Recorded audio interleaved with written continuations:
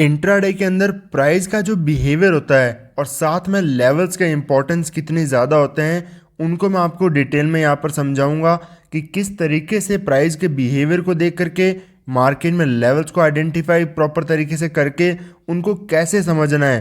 ज़्यादातर लोग जैसे वहाँ पर सेलिंग प्लान करते हैं, तो किस तरीके से हम वहाँ पर बाइंग की ट्रेड प्लान कर सकते हैं। सेम चीज़ों को आज के दिन मैंने यूज़ करते हुए मार्केट के अंदर एंट्री को प्लान किया। सेम ट्रेड के पीछे मेरी क्या साइकोलॉजी थी, हर चीज़ों को डिटेल में समझेंगे।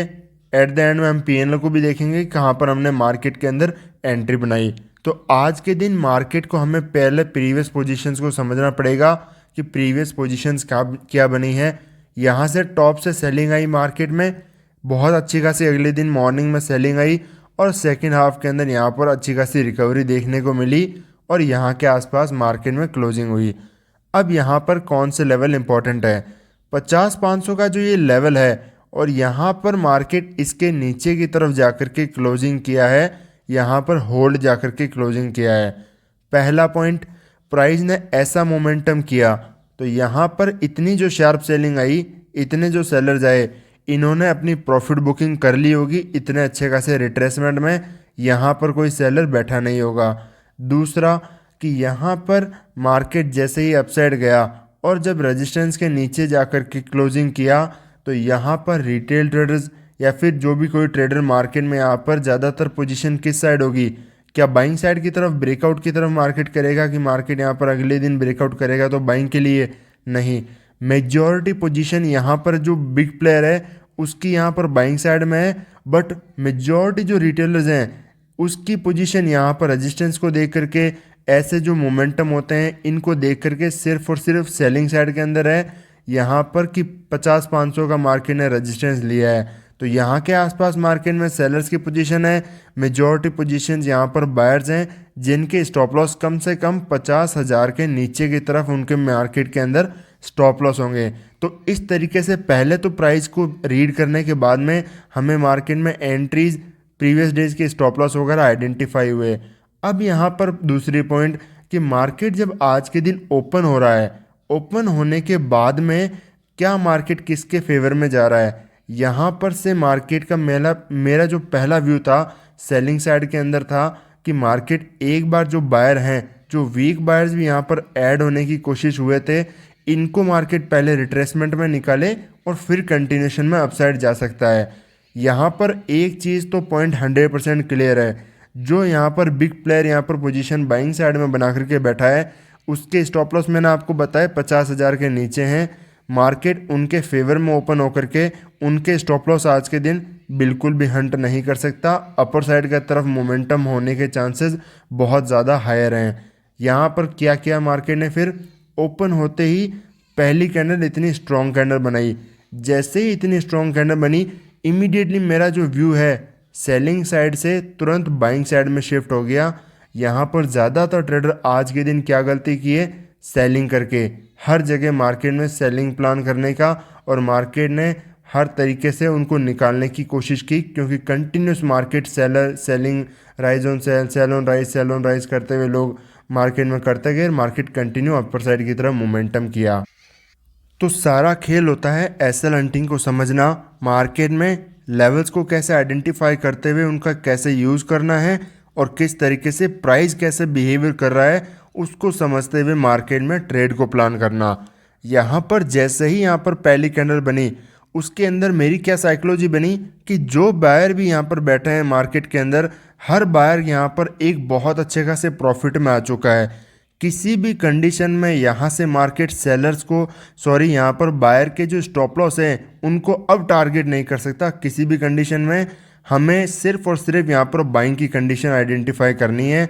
मार्केट में सेकंड चीज़ क्या है, ये जो रेजिस्टेंस लेवल्स हैं मार्केट ने तुरंत इस रेजिस्टेंस जोन को भी टच कर दिया, तो जो मार्केट में बाइंग करके बैठे हैं वो आराम से अपनी प्रॉफिट भी बुकिंग कर चुके हैं।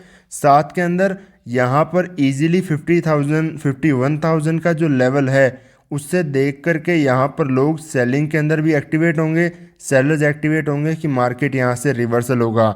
इसी पॉइंट को समझते हुए कि यहाँ पर लेवल्स हमने क्लियरली आइडेंटिफाई किए कि ये जोन है सेलर्स का, यहाँ पर 51,000 है, मार्केट इमीडिएटली अपर साइड की तरफ आया है।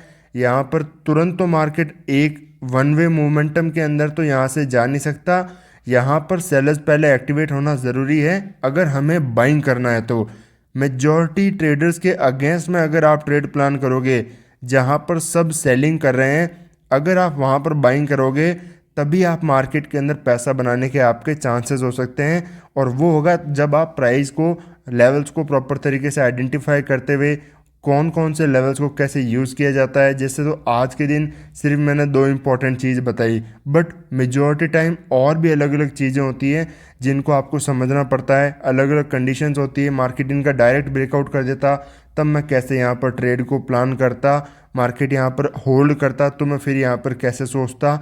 अलग अलग जब तक कंडीशन होती है, एक कंडीशन मार्केट में कभी काम नहीं करती, अलग अलग तरीके से प्राइस मोमेंटम काम करता है। यहाँ पर जैसे ही कैंडल्स वगैरह बनी, सब ने सेलिंग की ट्रेड वगैरह प्लान किया। उसी पॉइंट को देखते हुए समवेयर अराउंड मैंने यहाँ पर मार्केट में बाइंग की ट्रेड प्लान किया कि मार्केट यहाँ पर अपर साइड की तरफ जाने के ज़्यादातर चांस है, सेलिंग में यहाँ से अब नहीं आएगा। तो इसी पॉइंट पर हमने यहाँ के आसपास हमने बाइंग की ट्रेड प्लान की। समवेयर अराउंड इसी पॉइंट के आसपास मेरा जो कैंडल का हाफ जो है 50% के आसपास मेरा स्टॉप लॉस था। मार्केट ने तुरंत अपर साइड की तरफ मोमेंटम किया और एग्जैक्ट मैंने यहाँ पर आसपास एग्जिट कर दिया। इसका ब्रेकआउट का भी वेट नहीं किया। उसके पीछे क्या रीज़न है? इसका क्लियरली रीज़न है निफ्टी और सेंसेक्स। यहाँ पर दोनों ने एक साथ ब्रेकआउट कर दिया और फास्ट मोमेंटम करते हुए ब्रेकआउट किया। मैंने हर बार आपको एक ही चीज़ बार बार बता रहा हूँ, प्राइस कैसे मोमेंटम करता है, साथ में लेवल्स कैसे यूज़ करना है, दोनों बहुत इंपॉर्टेंट है। जब इसने ब्रेकआउट कर दिया उसके बेसिस पर मैंने यहाँ पर क्लियरली मार्केट में ट्रेड को एग्जिट किया कि मार्केट एक ना एक बार पहले यहाँ पर रिट्रेसमेंट कर सकता है और फिर यहाँ पर कंटिन्यू करेगा।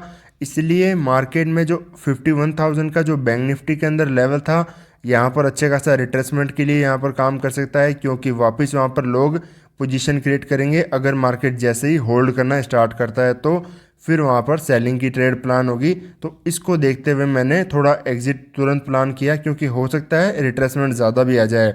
ज़रूरी नहीं कि पूरा यहाँ पर रिवर्सल तो देखो पॉसिबल नहीं है, क्योंकि लेवल टच हो चुके हैं। यहाँ पर हर कोई की साइकोलॉजी अब सेलिंग साइड है, तो हमें बाइंग साइड के अंदर जाना चाहिए अगर पैसा कमाना है तो। और उसी तरीके से आज के दिन पूरा मार्केट काम किया। निफ्टी, बैंक निफ्टी, सेंसेक्स आज के दिन बहुत ज़्यादा बड़े एक अपर साइड की तरफ मोमेंटम किए। अब मैं आपको जो है अपने ट्रेड वगैरह शेयर कर दिखाता हूँ कि कहाँ पर हमने मार्केट में ट्रेड वगैरह प्लान किया। पैनल पे बात करते हैं। तो ये जो है आज का हमारा बैंक निफ्टी का पैनल है। यहाँ पर बैंक निफ्टी के अंदर मैंने पुट को यहाँ पर शॉर्ट किया है। इसको मैं एक बार आपको रिफ्रेश करके दिखा देता हूँ।